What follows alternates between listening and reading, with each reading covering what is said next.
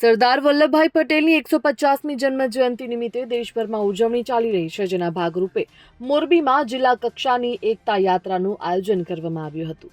આ યાત્રામાં રાજ્ય કક્ષાના મંત્રી કાંતિભાઈ અમૃતિયા, રાજકીય આગેવાનો, કલેક્ટર સહિતના અધિકારીઓ, મોટી સંખ્યામાં વિદ્યાર્થીઓ પણ જોડાયા.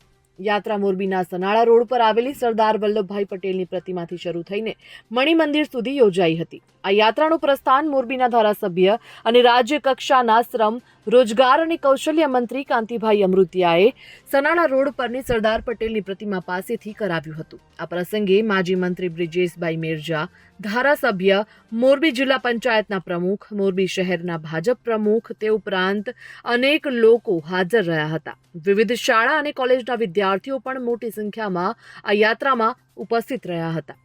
યાત્રા શહેરના મુખ્ય માર્ગો પરથી પસાર થઈ ત્યારે જય સરદારના નારાથી સમગ્ર વાતાવરણ ગુંજી ઉઠ્યું હતું.